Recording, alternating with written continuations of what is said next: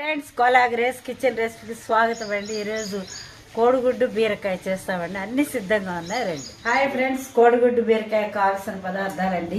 గుడ్లు అండి, మనం ఎన్నెన్న వేసుకోవచ్చు, మన ఇష్టం. గుడ్లు, బీరకాయలండి, ఇవి కడిగి శుభ్రంగా చెక్కు తీసి ముక్కలు కోసి పెట్టుకున్నానండి. అల్లం వెల్లుల్లి పేస్ట్, కారం, ఉప్పు, పసుపు, గరం మసాలా పౌడర్, ఆయిల్, కరివేపాకు, లాస్ట్లో కొత్తిమీర.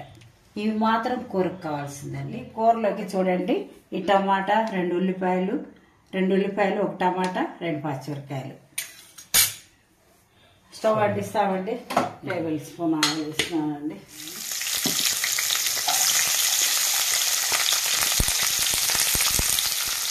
టమాటా ముక్కలు, కరివేపాకు రెమ్మ,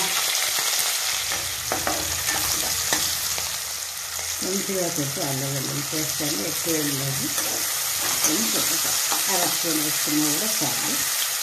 మంచి వాసన వస్తుంది. అన్ని వేగుతూ ఉన్నాయి. వేసుకున్నానండి బీరకాయ ముక్కలు.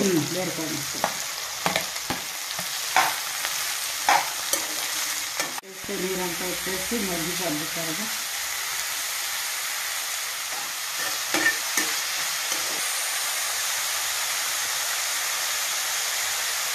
కారబండి,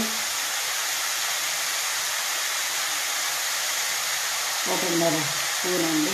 గుడ్లు కూడా వేస్తాం కదా, అభిరుచులండి. ఉప్పు కారాలు తినేదాన్ని బట్టి వేసుకోవచ్చు. దినుసులు కారం అండి, కమ్మగా ఉంటుంది. మూత పెడదామండి, కొంచెం మగ్గుతూ ఉంటుంది. బీరకాయ కోడిగుడ్డు కూర.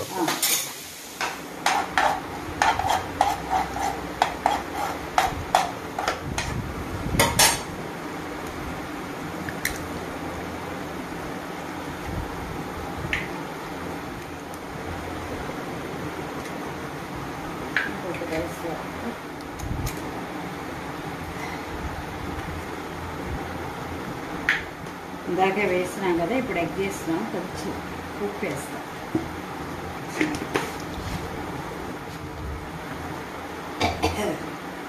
కొద్దిసేపు అలాగే పెట్టాలండి. అది గడ్డ కట్టిన తర్వాత, ఉడికిన తర్వాత అప్పుడు తిప్పాలి. కొంచెం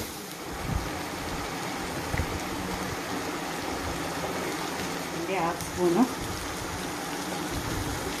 హోమ్ మేడ్ గరం మసాలా అండి.